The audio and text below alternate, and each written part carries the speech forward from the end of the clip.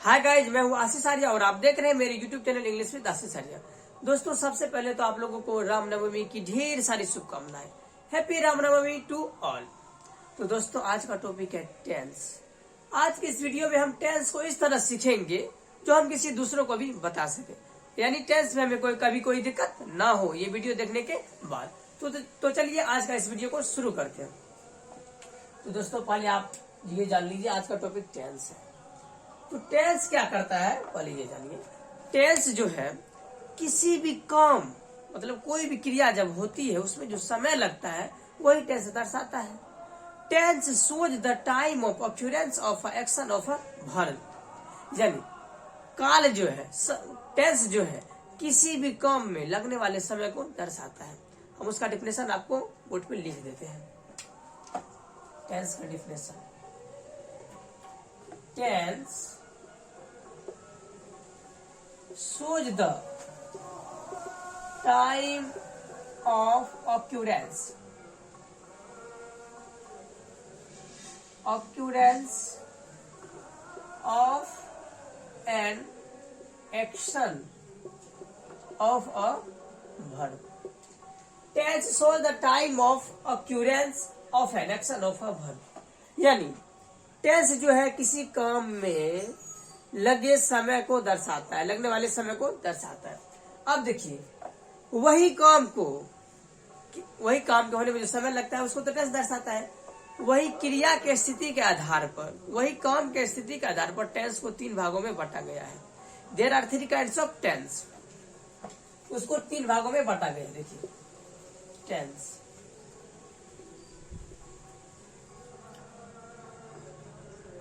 पहला तो आपका हो गया प्रेजेंट। प्रेजेंट मतलब वर्तमान। और दूसरा हो गया आपका पास्ट, मतलब भूत। और तीसरा हो गया आपका फ्यूचर। तीसरा फ्यूचर मतलब भविष्य। तो देखिए, टेंस को 3 भागों में बांटा गया है क्रिया के स्थिति के आधार पर। एक आपका हो गया प्रेजेंट, एक आपका हो गया पास्ट और ये फ्यूचर। अब एक बात जानिए, वही क्रिया के और सटीक जानकारी के लिए हर एक टेंस को 4 उपभागों में बांट दिया गया है। हर एक टेंस को भी 4 भागों में बांट दिया गया है, इसको भी 4 भागों में बांट दिया गया है, इसको भी 4 भागों में बांट दिया गया है। अच्छा, पहले आप प्रेजेंट टेंस का डिफिनेशन जान लीजिए, पास्ट टेंस का भी और फ्यूचर टेंस का भी हम आपको डिफिनेशन बताएं।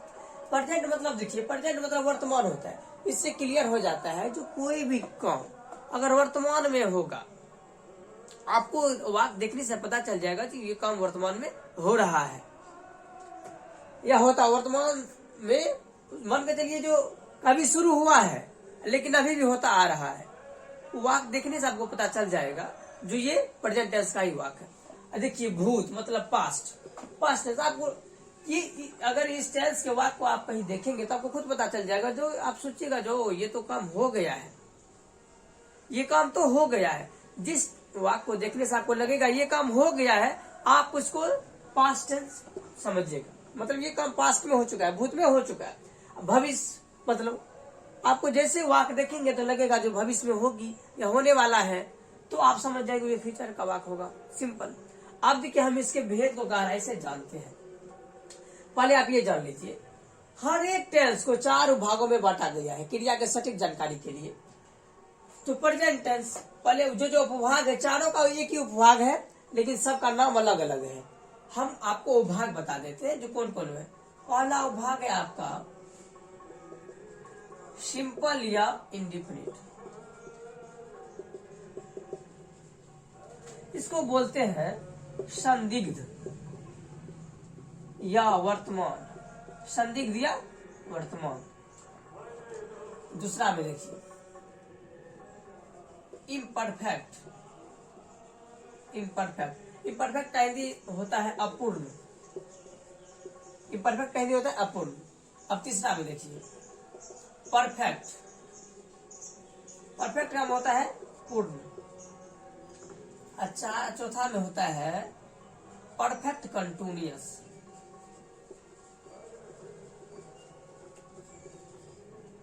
परफेक्ट कंटिन्यूअस का होता है हेतु हेतु मद, हेतु हेतु मद। तो देखिए यही जो चारों भूभाग है सब में लगेगा। प्रेजेंट में लगेगा तो हो जाएगा present simple, simple present tense या प्रेजेंट इंडेफिनिट टेंस।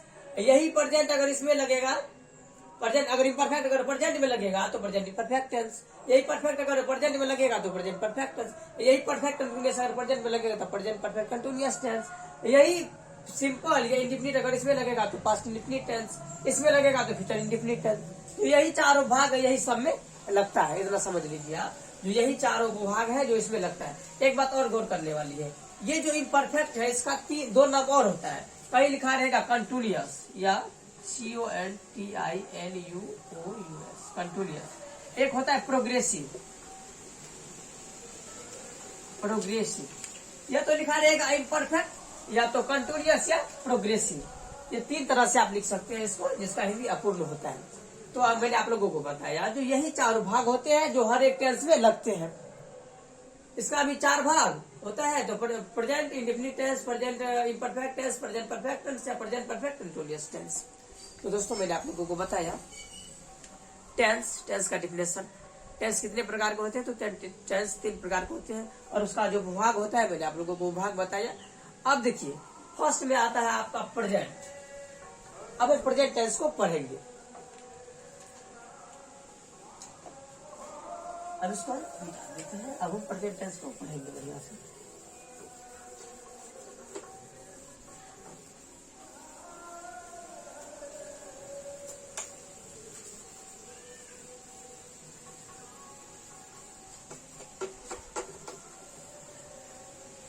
अब आपका हेडिंग हो जाएगा प्रेजेंट टेंस।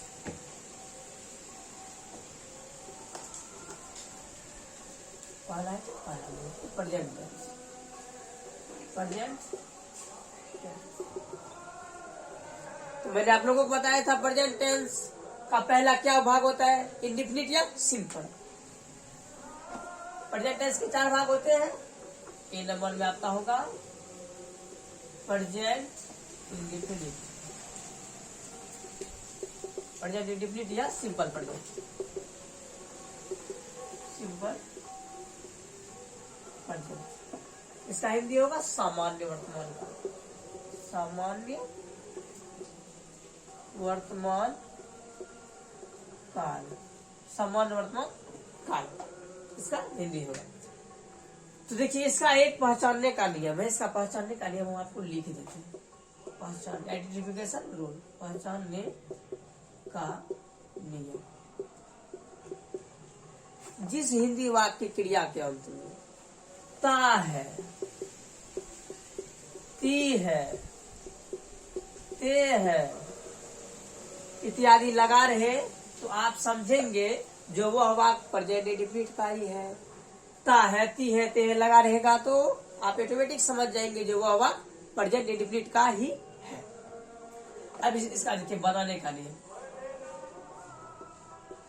बनाने का नियम। अब आपको देखिए प्रेजेंट टेंस का जो है पहले आपको असर्टिव बताएंगे, उसके बाद नेगेटिव बताएंगे और उसके बाद इंट्रोगेटिव बताएंगे, उसके बाद इंट्रोगेटिव नेगेटिव बताएंगे और WH क्वेश्चन वाला बताएंगे और WH क्वेश्चन नेगेटिव वाला भी आपको सेंटेंस बताएंगे। अब तो आप इसलिए आप वीडियो के लास्ट तक बने रहिए। देखिए बनाने का नियम होता है subject plus verb plus S या ES प्लस ऑब्जेक्ट। इसका ये बनाने का रूल होता है, मतलब स्ट्रक्चर होता है। तो देखिए हम एक एग्जांपल लेते हैं। एग्जांपल के तौर पे पहले आप ये जान लीजिए,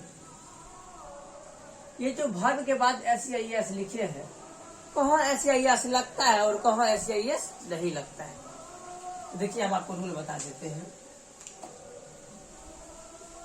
यदि subject he, she, it, there और सिंगुलर नंबर रहेगा तो सिंगुलर नंबर रहेगा तो आप वर्ब में एस या ई एस का यूज करेंगे। ठीक है, अगर सब्जेक्ट ही रहेगा, सी रहेगा, इट रहेगा, या नाम रहेगा, या कोई सिंगुलर सब्जेक्ट रहेगा तो आप उसमें एस वर्ब के आगे एस एस का यूज करेंगे। यदि subject we, you, they, I and plural number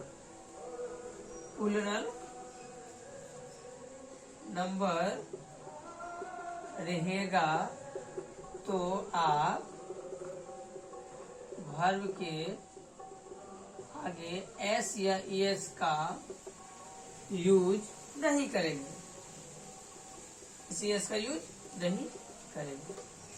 देखिए, आप इसका स्क्रीनशॉट ले लीजिए। पहले मैंने आपको बताया प्रेजेंट टेंस का फर्स्ट भाग होता है प्रेजेंट इंडेफिनिट या सिंपल प्रेजेंट टेंस, जिसका हिंदी होता है समान वर्तमान काल। उसका पहचानने का नियम है, जिस हिंदी वाक्य के क्रियागत में ता है, ती है, ते है लगा रहेगा तो ऑटोमेटिक आप समझ जाएंगे जो प्रेजेंट इंडेफिनिट टेंस का वाक्य है। उसका बनाने का नियम होता है subject plus verb plus S plus object. तो मैंने आपको बता दिया जो किस सब्जेक्ट कौन सा सब्जेक्ट रहेगा और उसके वर्ब के आगे आप एस का यूज करेंगे कि नहीं करेंगे। तो मैंने आपको बताया था यदि सब्जेक्ट ही, सीट, नेम और सिंगुलर नंबर रहेगा तो वर्ब एस का यूज करेंगे, और यदि subject we, you, they, I and plural number रहेगा तो आप वर्ब के आगे एस का यूज नहीं करेंगे। तो चलिए हम आपको एग्जाम्पल देते हैं। मैंने बनाने का नियम बता दिया है और मैंने ये भी बता दिया है, तो मेरे पास स्पेस नहीं है तो हम इसको डिलीट करते हैं। यह एग्जाम्पल आपको बताएंगे।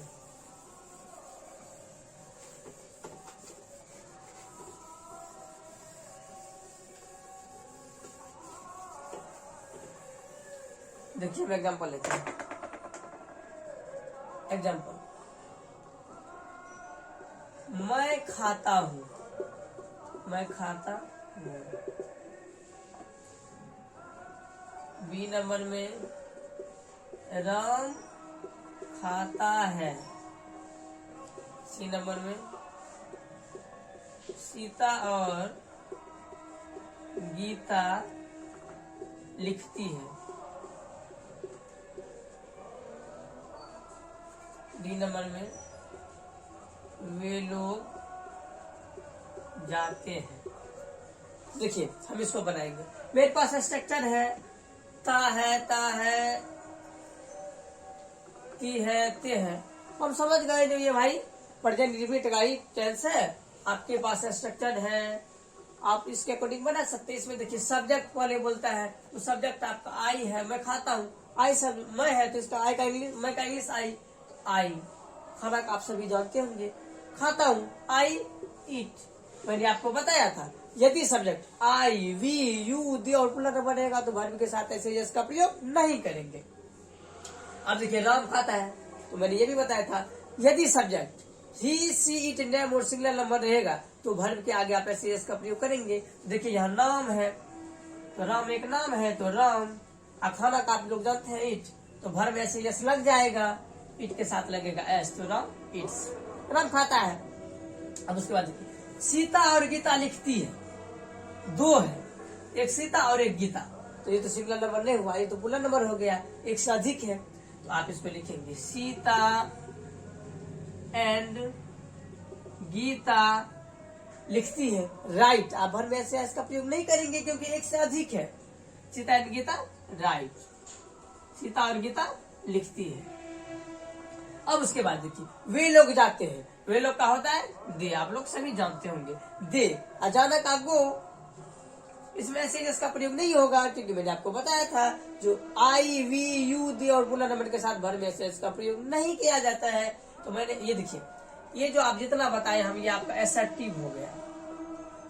एसर्टिव इसका मतलब होता है सकारात्मक, सकारात्मक। अब हम आपको बताएंगे निगेटिव। मैंने आप लोगों को बता दिया, मैं खाता हूँ आई इट, राम खाता है, राम इट्स। सीता और गीता लिखती है, सीता एंड गीता, राइट। वे लोग जाते हैं, देखो मैंने आपको रूल भी बता दिया था। हो सके तो आप इसका स्क्रीनशॉट ले सकते हैं बाद में समझने के लिए। हम आपको एसर्टिव बता दिए, अब निगेटिव पे चलते हैं। पहचानने का नियम तो वही होगा।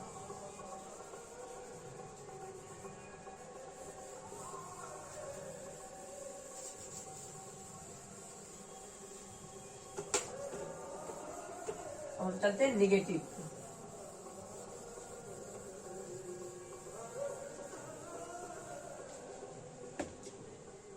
Negative sentences, negative sentences. अब देखिए निगेटिव सेंटेंस बनाने का फॉर्मूला क्या होता है, स्ट्रक्चर क्या होता है। इसका स्ट्रक्चर होता है सब्जेक्ट प्लस डू या, तो ऐसे करिए ना, डू नोट या does note plus verb plus object.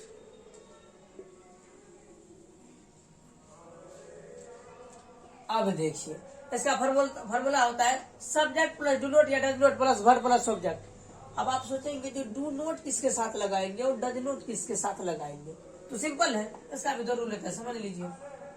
Do not, do not, do not का यूज करेंगे आप यदि सब्जेक्ट आई लिख देते हैं,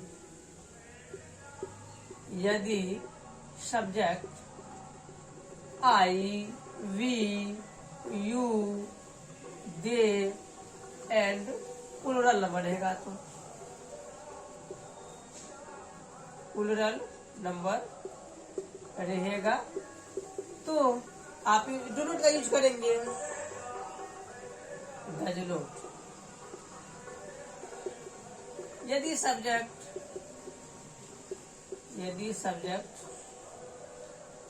ही she it name and singular number रहेगा, तो सिंगुलर नंबर रहेगा। तो यदि subject I we you they and plural number रहेगा तो आप डू नोट का यूज करेंगे। यदि subject he she it name and singular number रहेगा तो आप डज नोट का यूज करेंगे। एक एग्जांपल देख लेते हैं, जैसे देखिए मैं नहीं पढ़ता हूं, मैं नहीं पढ़ता। आपके पास स्ट्रक्चर है सब्जेक्ट प्लस डू नोट या does note plus verb plus object. पहले तो आप ये तय कर लीजिए जो यहाँ डू नोट लगेगा कि डज नोट। यहाँ मैं है, अब मैं का इंग्लिश होता है आई। अब देखिए आई के साथ क्या लगता है, डू नोट, तो आप लगाएंगे आई डू नोट। अब उसके बाद देखिए सब्जेक्ट प्लस डू नोट या does note plus verb, verb आपका है पढ़ना, पढ़ता, तो आप जानते हैं जो पढ़ना का रीड होता है, आई डू नोट रीड। मैं नहीं पढ़ता हूं, आई डू नोट रीड। अब उसके बाद देखिए अब डज नोट वाला भी एक देख लेते हैं, वह नहीं खाता है। पहले आप तय कर लीजिए डज नोट लगेगा कि do not.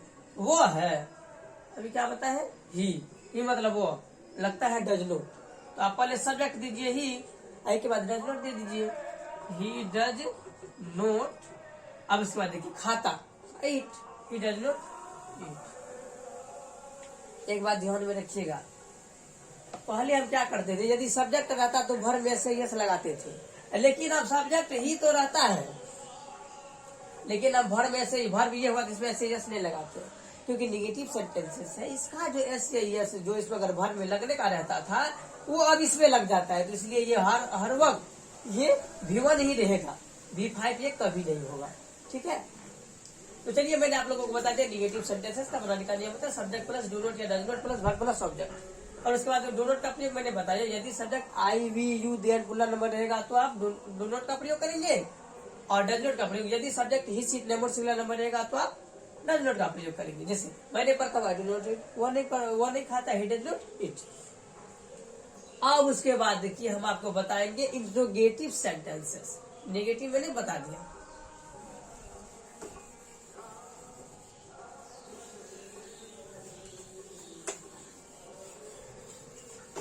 Interrogative sentences.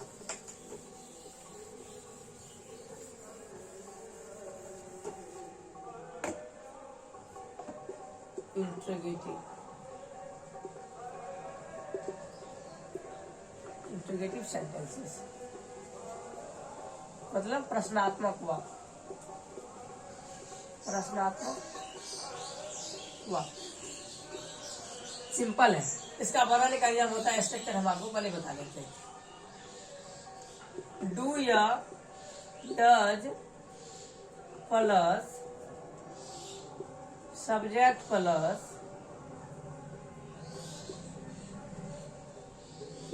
Verb plus object plus हम आपको लिख ही देते हैं, नोट ऑफ इंटरोगेशन। देखिए इंटरोगेटिव सेंटेंसेस प्रश्नात्मक वाक्य, उसका स्ट्रक्चर होता है डू या does plus subject plus verb plus object plus note of interrogation. ये आप इंटरोगेशन का साइन आपको जरूर देना, अगर आप नहीं देते तो आपका वाक्य गलत हो जाएगा, क्योंकि आप क्वेश्चन कर रहे हैं लेकिन क्वेश्चन का भाव दर्शा नहीं रहे हैं, अगर नहीं दीजिएगा तो गलत हो जाएगा, तो इसलिए ये जरूरी है, इसलिए मैंने प्लस नोट ऑफ इंटरोगेशन का साइन दे दिया है। तो देखिए मैंने आपको बताया डू का साथ, डू का प्रयोग आप किसके साथ करेंगे, आई वी यू दे और प्लूरल नंबर के साथ डू का प्रयोग किया जाता है, ही सी इट नेम और सिंगुलर नंबर के साथ आप डज का प्रयोग करेंगे। तो देखिए हम इसका एग्जाम्पल लेते हैं, एक नंबर में एग्जाम्पल हम आपको समझाते हैं। क्या राम दौड़ता है, ऐसे बोलेंगे क्या राम दौड़ता है, ऐसा लगेगा जब किसी से क्वेश्चन पूछ रहे हैं क्या राम दौड़ता है। क्या हम लोग खाते हैं, क्या हम लोग खाते हैं, क्या आप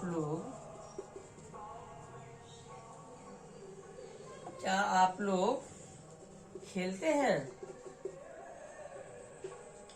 क्या आप लोग खेलते हैं। देखिए मैंने 3 वाक्य लिया है। क्या राम दौड़ता है, पहले इस वाक्य को देखिए और आप ये फाइंड करिए तो इसके साथ डू लगेगा कि डज लगेगा, क्योंकि हमको वाक्य डू या डज से शुरू करना है इसका इंग्लिश। तो मैंने आपको बताया था यदि कोई नाम रहेगा तो आप डज का प्रयोग करेंगे, तो डज लगा दीजिए ना पहले डज, और उसके बाद बोलता है सब्जेक्ट, सब्जेक्ट आपका नाम है, जो कोई काम को करता है पूरा वो सब्जेक्ट हो जाता है, तो डज राम। अब उसके बाद देखिए दौड़ता वर्ब, आप जानते हैं रन मतलब दौड़ना, डज राम रन, और उसके बाद देखिए प्लस नोट ऑफ इंटरोगेशन, इसमें तो नोट ऑफ इंटरोगेशन का शायद इस तरह के सभी वाक्य में लगेंगे, does Ram run note of interrogation, ये आपका 100% सही है।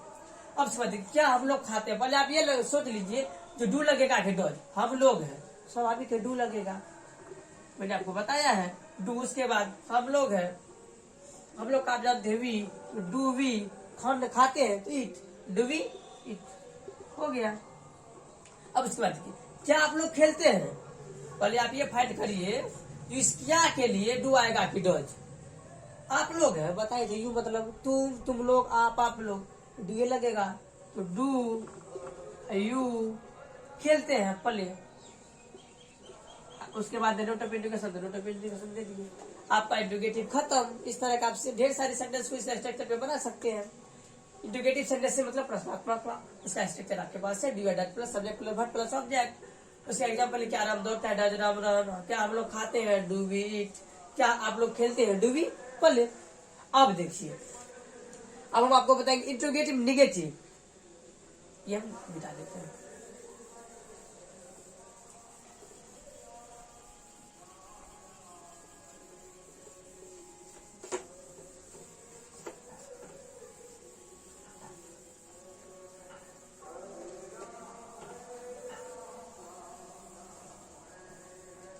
इंटरोगेटिव नेगेटिव,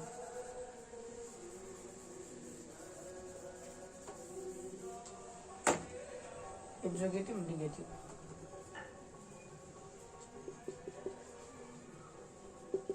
इंटरोगेटिव नेगेटिव मतलब प्रश्नात्मक नकारात्मक वाक्य। अब इसको देखेंगे, बहुत सिंपल है, इसका स्ट्रक्चर हम आपको बता देते हैं। डू या does plus not plus subject plus verb plus object plus note of interrogation, यही होता है इसका स्ट्रक्चर। आपके पास स्ट्रक्चर है, आपको ये भी पता है जो किसके साथ डू लगेगा किसके साथ डज लगेगा, तो ही सी इट नेम और सिंगल नंबर के साथ आप डज का प्रयोग करेंगे, आई वी यू दी और पुलर नंबर के साथ आप डू का प्रयोग करेंगे। तो देखिए इसका एग्जाम्पल लेते हैं। एग्जाम्पल, क्या वह नहीं खाता है, क्या वह नहीं खाता है। अब देखिए दूसरा लेते हैं, क्या वे लोग नहीं दौड़ते हैं? क्या वे लोग नहीं दौड़ते हैं?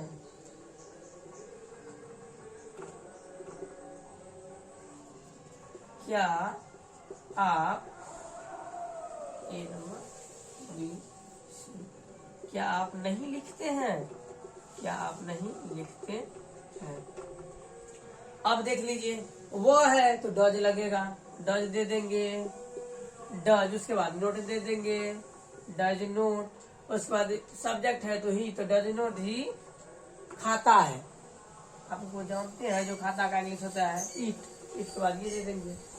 क्या वे लोग नहीं दौड़ते हैं? वे लोग हैं तो डू लगाइए ना, तो डू दे, दौड़ना का आप जानते करते हैं रन। अब बोलता है नहीं दौड़ते हैं तो do they note run, do they note run. और उसके बाद देखिए, आप सोचे होंगे कि हदिया लगा दिए, कोई बात नहीं है, तो आप डू के बाद भी सब्जेक्ट का प्रयोग कर सकते हैं, ऐसी कोई बात नहीं है। डू दे नोट रन या डू नोट दे रन, दोनों आप कर सकते, कोई दिक्कत की बात नहीं है। डू दे नोट रन या देखिए डज नोट ही रन या डज ही नोट इट, या देखिए डज, आप दोनों तरह से लिख सकते, कोई दिक्कत की बात नहीं है। डज ही नोट इट, ये भी सही है, ये भी सही है, ये भी सही है। डज के बाद आप सीधा सब्जेक्ट दे दीजिए या डज के बाद आप नोट दे दीजिए, उसके बाद सब्जेक्ट दीजिए, कोई बात नहीं है। डू दे नोट रन या डज ही नोट इट, कोई दिक्कत की बात नहीं है, सही। अब उसके बाद देखिए, क्या आप नहीं लिखते हैं? क्या होगा? Do not you right, do not you right या डू यू नोट राइट। आप दोनों तरीके से बना सकते हैं, कोई गलत नहीं है, आप दोनों तरीका से बना सकते हैं। तो मैंने आपको बताया इंट्रोगेटिव नेगेटिव का स्ट्रक्चर होता है, डू या does plus not plus subject plus verb plus object plus note of interrogation. उसके बाद देखिए, क्या वो नहीं खाता है? तो डज नोट ही इट या डज ही नोट इट, और उसके बाद नोट ऑफ इंट्रोगेशन जरूर देना है। क्या वे लोग नहीं दौड़ते हैं? Do they note run. क्या आप नहीं लिखते हैं? डू नोट राइट या डू नोट यू राइट, हो गया। अब उसके बाद देखिए, हम आपको बोलते हैं WH क्वेश्चन वाला बात पहले चलते हैं, इसका आप स्क्रीनशॉट ले सकते हैं।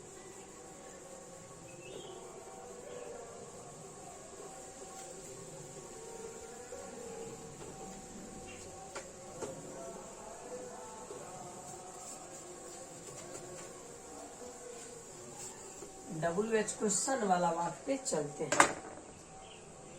WH वर्ड से अगर सॉरी रहेगा तो देखिए, WH है वर्ड है क्या क्या? Who, what, why, whom, how, where, dot dot, यही सब है जो WH से शुरू होगा, WH वर्ड होते हैं। इसलिए बनाने के नियम क्या होते हैं हम आपको बताते हैं। स्ट्रक्चर होता है WH वर्ड प्लस डू या does plus subject plus verb plus object plus note of interrogation.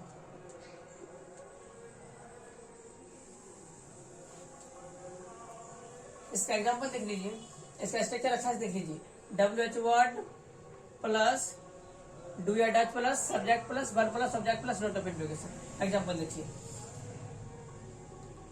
वह क्या करता है, तो ऐसे पूछते हैं वह क्या करता है, इसको बोलेंगे पहले तो आप WH वर्ड क्या है, तो क्या के लिए व्हाट का प्रयोग करेंगे आप, तो व्हाट।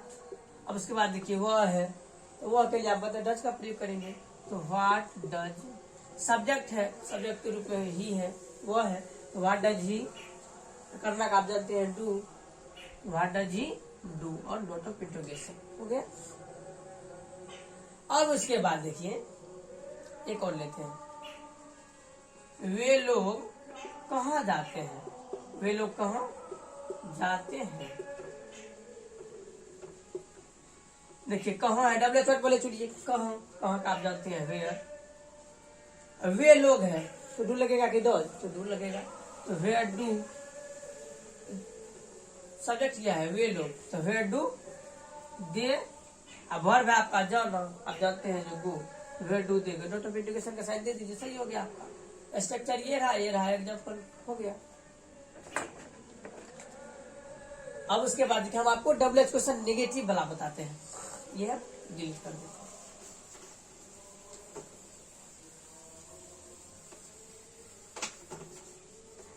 WH क्वेश्चन नेगेटिव वाला सबसे आसान है।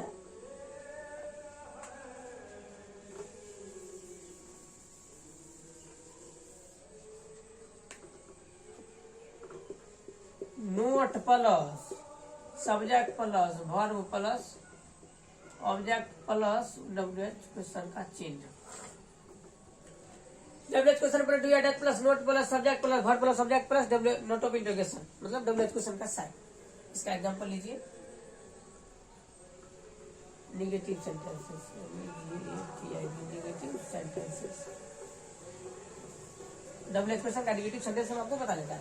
उसका एग्जांपल लीजिए, वे लोग कहाँ नहीं जाते हैं, वे लोग कहाँ नहीं जाते हैं। बहुत सिंपल है, ध्यान से पढ़िएगा सब क्लियर हो जाएगा। वे लोग कहाँ नहीं जाते हैं, तो देखिए WH वर्ड आपका कहाँ है, तो इसके लिए आप वेयर यूज करेंगे।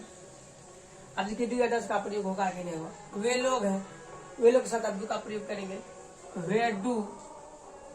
अब नहीं नॉट, तो डू के बाद प्रयोग होगा, वेयर डू नॉट। उसके बाद आपका सब्जेक्ट है, तो सब्जेक्ट के रूप में आपका वे लोग है, तो वेयर डू नॉट दे जाते हैं, गो, वेयर डू नॉट दे गो, वे लोग कहाँ नहीं जाते हैं। और WH क्वेश्चन का साइन आपको जरूर देना है। अब उसके बाद दूसरा एग्जांपल लेते हैं, वह क्या नहीं खाता है, वह क्या नहीं खाता है, वह क्या नहीं खाता है। तो देखिए ना WH वर्ड के रूप में क्या है, तो आप लिखेंगे व्हाट। अब वह है तो वह के लिए आप डू एडस का प्रयोग, किससे का प्रयोग, डज का प्रयोग करेंगे, व्हाट डज। उसके बाद नहीं, व्हाट डज नोट, सब्जेक्ट रूप में आपका वह है, what does note he. Verb के रूप में खाता है, तो what does note he it, note of interrogation का साइन दे दीजिए। तो मैंने आप लोगों को बता दिया प्रेजेंट इंडेफिनिट टेंस का assertive sentence, negative sentence, interrogative sentence, interrogative negative sentence, WH question वाला सेंटेंस और WH क्वेश्चन नेगेटिव वाला सेंटेंस। तो मैंने आप लोगों को प्रेजेंट टेंस पूरा बता दिया। तो मिलते हैं आप लोगों को नेक्स्ट वीडियो में पास्ट टेंस को लेकर के। जिस तरह से मैंने आप लोगों को ये प्रेजेंट टेंस वाला पूरा कॉन्सेप्ट अच्छा से दिया है, हम उम्मीद करते हैं जो आप लोगों को वीडियो अच्छा लगा होगा। और आप अगर टेंस सीखना चाहते हैं तो ये वीडियो आपके लिए काफी हेल्पफुल है। तो वीडियो का स्किप करके अच्छा से देखिए और सीखिए। तो मिलते हैं हम अगले वीडियो में पास्ट टेंस को लेकर के। Thank you. तो अगर ऐसे ही वीडियो आप पाना चाहते हैं तो आप मेरी यूट्यूब चैनल इंग्लिश विद आशीष आर्य को सब्सक्राइब कर लीजिए। ठीक है, ओके, बाय।